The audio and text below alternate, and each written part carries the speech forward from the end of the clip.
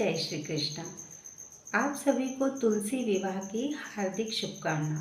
पौराणिक मान्यताओं के अनुसार आषाढ़ मास के शुक्ल पक्ष की देवशयनी एकादशी यानी हरिशयनी एकादशी के दिन से चातुर्मास प्रारंभ होता है और चातुर्मास के इन 4 महीनों के दौरान भगवान श्री हरि विष्णु योग निद्रा में लीन रहते हैं। और आज कार्तिक मास के शुक्ल पक्ष की देव उठनी एकादशी के दिन भी अपनी निद्रा का त्याग करते हैं, यानी वो जाग जाते हैं। और भगवान विष्णु के जागृत होने के बाद उनका शालिग्राम अवतार के साथ सबसे पहले तुलसी जी का विवाह कराया जाता है। तुलसी विवाह और तुलसी पूजा करने की विधि जानना और इस दौरान बहुत सारी विशेष अनिवार्य बातों का ध्यान भी रखा जाता है। तुलसी विवाह वैसे तो हर गृहस्थ को कराना चाहिए, लेकिन जो लोग किसी कारण में से तुलसी विवाह नहीं करा पाते हैं, वे अपने घर के आसपास जहाँ भी तुलसी विवाह आयोजित हो रहा हो वहाँ पर जाकर तुलसी माता और शालिग्राम भगवान जी का आशीर्वाद ले सकते हैं। तुलसी विवाह में सबसे पहले जानते हैं आवश्यक सामग्री के बारे में। तो पूजा सामग्री के लिए आपको दूध, दही, दीप, अगर आप कलश की स्थापना करना चाहते हो तो कलश स्थापित करने के लिए कलश, शुद्ध जल कलश के अंदर डालने के लिए सामग्री जैसे हल्दी की गांठ, लौंग का 1 जोड़ा, थोड़े अक्षत, पुष्प, 1 का सिक्का और कलश के ऊपर सजाने के लिए आम या अशोक के पत्ते, 7 पत्ते और ऊपर रखने के लिए पानी वाला नारियल। तुलसी विवाह का मंडप सजाने के लिए आप चाहे तो ईख यानी गन्ने मंडप सजा सकते हैं, या फिर केले के पत्तों से भी तोरण आदि से, फूल मालाओं से या लाइट वगैरह से मंडप सजा सकते हैं। तुलसी माता को अर्पित करने के लिए 16 श्रृंगार की सामग्री, फूल माला, लाल चुनरी, कच्ची हल्दी दूध में घोलकर जिसका लेप हम भगवान विष्णु और तुलसी माता को अर्पित करते हैं। जैसे और वधू को चाहिए कि पहले हल्दी लगाई जाती है। शालिग्राम भगवान, जो अगर आपके पास शालिग्राम भगवान न हो तो आप अपने आसपास के मंदिर से भी पुजारी जी से कहकर उनसे आग्रह करके शालिग्राम भगवान जी का केवल विवाह करने के लिए ला सकते हैं और बाद में उन्हें सम्मान सहित वापस मंदिर में पधरा सकते हैं, मतलब मंदिर में वापस लौटा सकते हैं।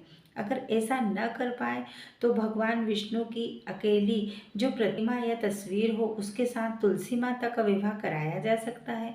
भोग प्रसाद के लिए गन्ने, मौसमी फल और सिंघाड़े, घर की बनी हुई मिठाई या पूरी पकवान, खीर आदि। अगर एकादशी के दिन आप तुलसी विवाह ना आयोजित नहीं कर रहे हों तो खीर में चावल की जगह साबूदाने या फिर लौकी की खीर का प्रयोग भी कर सकते हैं। तुलसी माता को भेंट स्वरूप देने के लिए कुछ भी उपहार दक्षिणा आदि, और शालिग्राम भगवान जी के लिए पीला पटका या पीला वस्त्र और जनेऊ। शालिग्राम भगवान जी के लिए जो भी भोग आप रखें उसमें तुलसी का पत्ता अवश्य रखें। शालिग्राम जी का श्रृंगार करने के बाद उनके मस्तक पर 1 तुलसी का पत्ता भी आपको जरूर पधराना चाहिए। वैसे तो तुलसी विवाह कोई भी करवा सकता है, लेकिन कुछ नियम ऐसे होते हैं जो केवल दंपति ही कर सकते हैं और दंपति को भी तुलसी विवाह वाले दिन व्रत रखना चाहिए।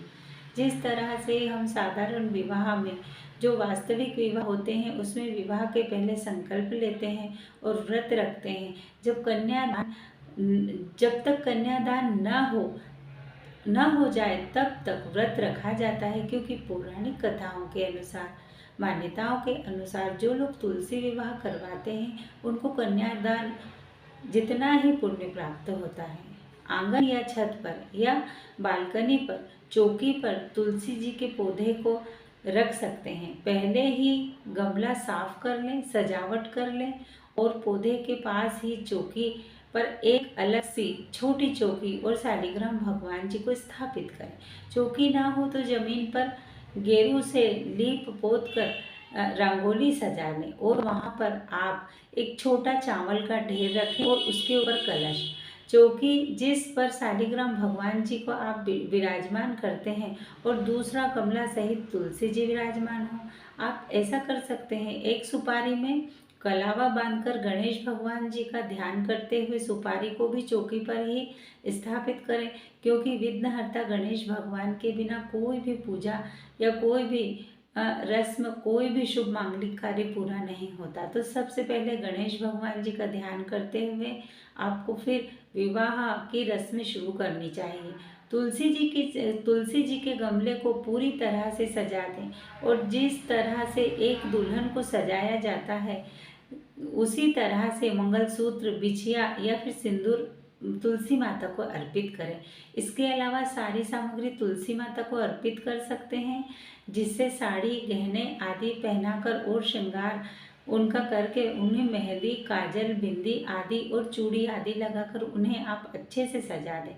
कलश की स्थापना करें, एक दिन प्रज्वलित करके रखें और धूप जलाकर रखें। अब सबसे पहले शालिग्राम भगवान जी को चाहो तो पंचामृत से शुद्ध जल से स्नान करवा लीजिए। साफ वस्त्र से पोंछकर फिर शालिग्राम भगवान जी को हल्दी लगाएं, और उसके बाद तुलसी माता जी को भी जल का छींटा दें और उन्हें भी हल्दी का लेप लगाएं। कच्चे दूध में हल्दी मिलाकर शालिग्राम भगवान जी और तुलसी माता को अर्पित की जाती है। इसके बाद फिर से तुलसी माता को जल का छींटा लगाएं। शालिग्राम भगवान जी को एक बार फिर से स्नान कराने के बाद साफ वस्त्र से पोंछ कर शालिग्राम भगवान जी को चंदन का तिलक लगाएं और तुलसी माता को रोली कुमकुम तिलक लगाएं। ध्यान रखिए, शालिग्राम भगवान जी को अक्षत यानी चावल नहीं चढ़ाए जाते। इसकी जगह आप सफ़ेद तिलों का प्रयोग कर सकते हैं। शालिग्राम भगवान जी को जनेऊ और पीला पटका अर्पित करें या पीला वस्त्र अर्पित करें।